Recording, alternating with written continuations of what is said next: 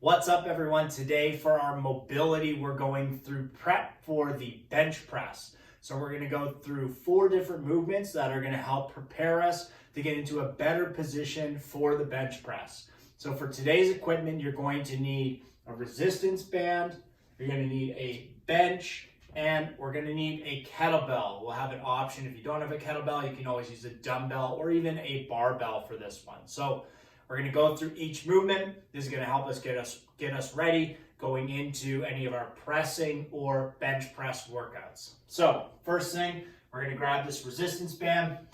We're going to set it up at shoulder height. We're going to hook it behind the elbow. Then we're going to bring that elbow up to the ear, step with the opposite leg, keep this rib cage down, and we want to think about shifting forward and extending that arm up towards the ceiling. So we want to reach with the elbow, try to create more space for that shoulder to move.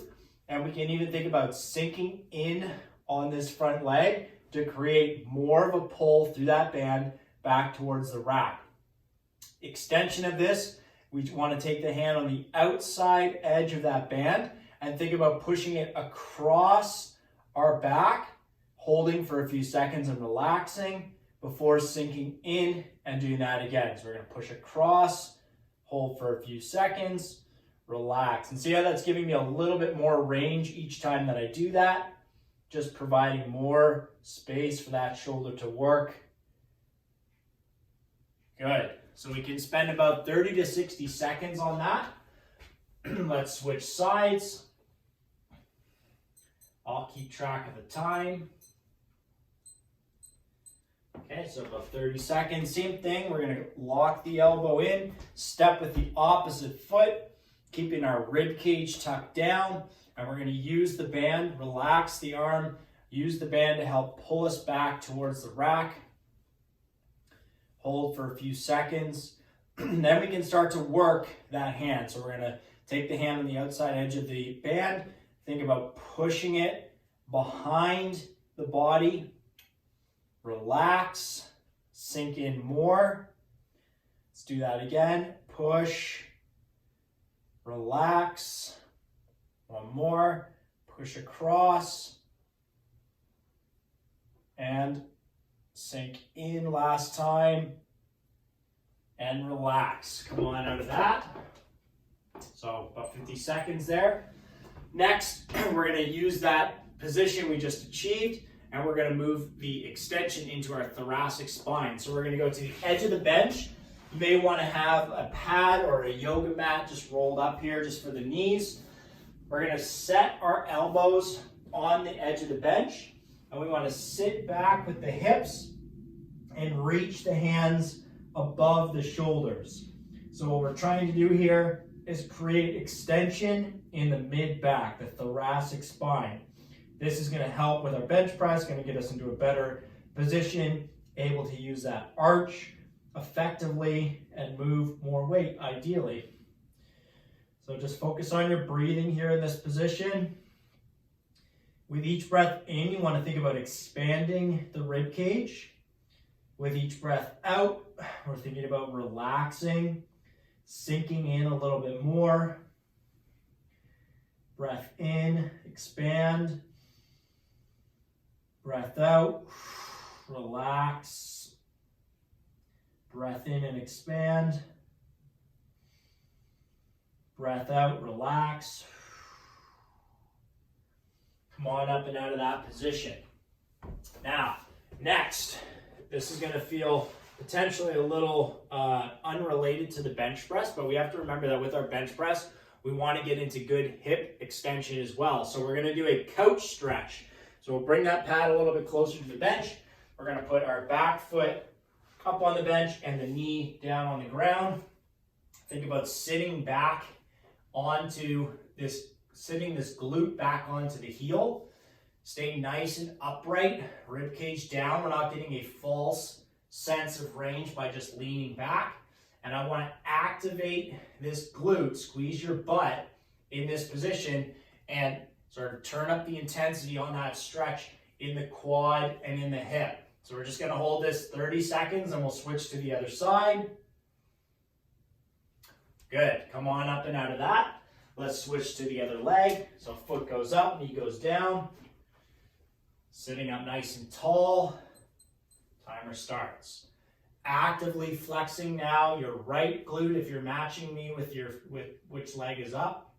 So we're thinking about driving this hip forward without actually moving forward is a good way to think about it too. Intensifying, turning up the intensity of that stretch in the quad and the hip. Another 10 seconds on this side. 5, 3, 2, 1. Good. Next, we're going to grab our kettlebell. Now this can be done in a few different positions. I'm going to do it today in a half kneeling position, but you can also do it in a standing position or even seated, especially depending on your ceiling height. So we're going to get into half kneeling position. Kettlebell is going to be a light option, and it's going to be in a bottoms under position or bottoms up position. So we've got the mass of the kettlebell above the handle. So toe tucked under on the back foot, nice and braced in my midsection. I want to press up, allow that hand to rotate, and pull back down. We're going to do this 8 times. 2, and if you don't have a kettlebell, you can be doing this with a dumbbell. It's still going to be pretty effective. And if you don't have dumbbells, you can always use a landmine press with your barbell. Good, here, just working through. 6 done, 2 more, 7, and 8. Good, make sure that in the top position, you're pressing to a stacked position. So wrist over elbow, over shoulder, over hip, over knee, and if you're standing, over ankle as well. I'm gonna do this side facing forward, and I want you to note how my elbow is not flaring out to the side in order to press. I'm trying to keep everything packed in as much as I can, and then in the top, keeping everything aligned all the way down to that knee as well. Okay, so let's get set on the other side. Mass of the kettlebell above the handle. Brace your core. We're gonna press and rotate, nice and controlled down. Squeeze the hand, press, rotate, 2, press, allow it to rotate, 3. Notice how I'm keeping my elbow in line, it's not flaring out. 4, 5, 6, and last 2, 7, last 1, 8. Good, bring that down. Now it's not meant to be terribly difficult. If you're noticing the kettlebell is falling off to the back of your wrist all the time, we want to try to choose a lighter kettlebell. It may also be that the shoulder is not prepared to move the kettlebell that way. So another option is to just have it rest on the outside of your wrist, or use a barbell and do a landmine press in that same fashion. So from here, landmine pressing up and out. The shoulder may be more prepared to move in that plane versus directly overhead.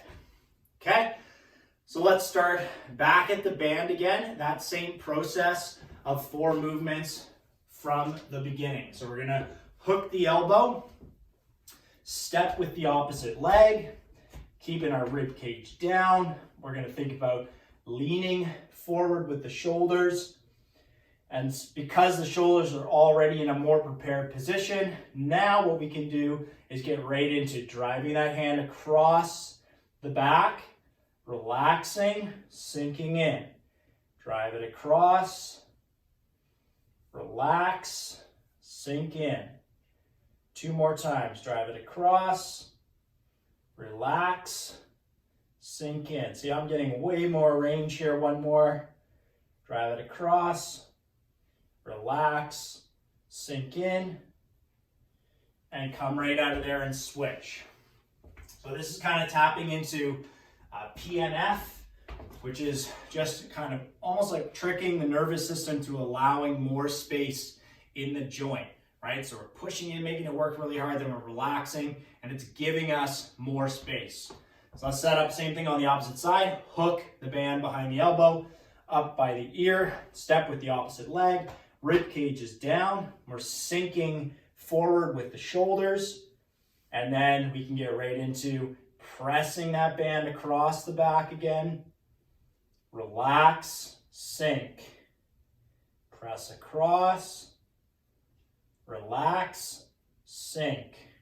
Good. Press across, relax, sink in. Let's do it twice more. You might even have to shift forward because we're getting so much more range. Relax, sink forward one more time, push across, relax, sink, and back out of that. Okay, good. Let's set up our thoracic extension on the bench now. And if you have a dowling or a broomstick or anything like that that's quite light, it's also very helpful in this to help keep the space of the hands consistent. So if you don't have one, typically the hands end up together. If we have something that can help space the hands out, this helps this position even more. So same concept. We're going to get elbows on the edge of the bench. If you have a dowling, awesome. Hold it at about shoulder width apart. We're going to sink back. Bring the hands or the dowling right behind the head, and we want to even think about flexing the bicep in this position.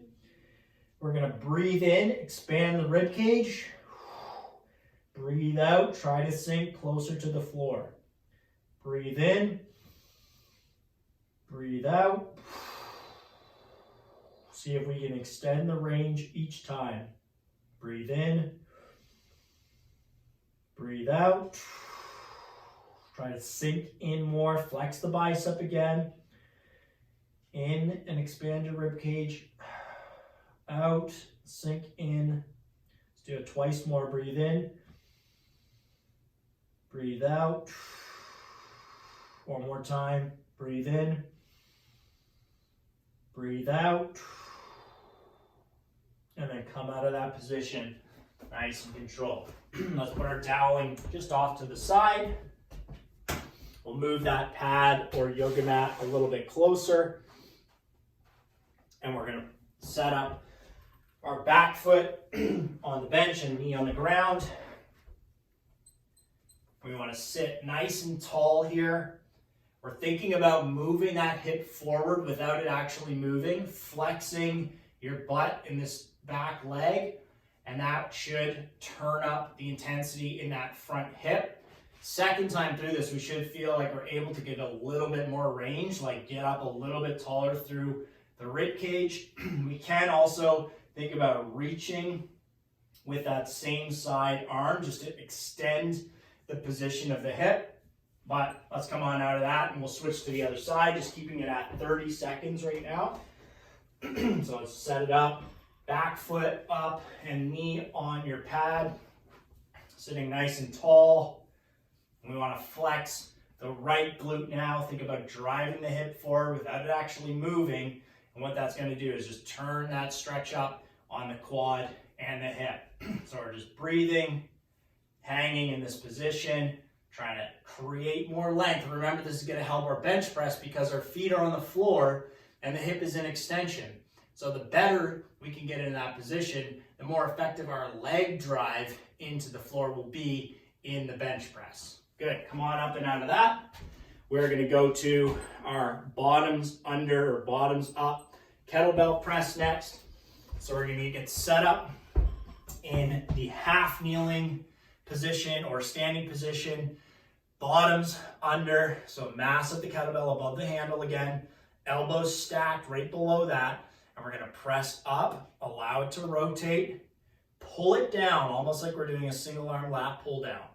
Press, 2, pull down. This is now stabilizing the shoulder joint so that when we start pressing the barbell, we are not firing a cannon from a canoe, meaning we've got stability in the joint that we can create force into the barbell with.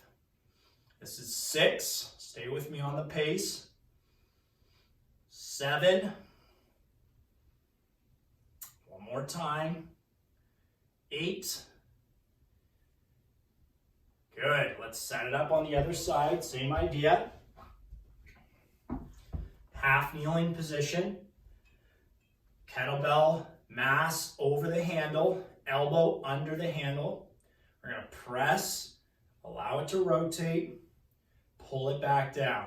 I like to think like there's an imaginary wall right next to me, so my elbow cannot flare out and start using the delt. We don't want that. We want to be using the muscles of the rotator cuff to create stability in the joint in order to improve our bench press. That's why we're doing this. We're not doing this to build shoulders. We're doing this to prepare us to bench press. That's 5, 6, 7,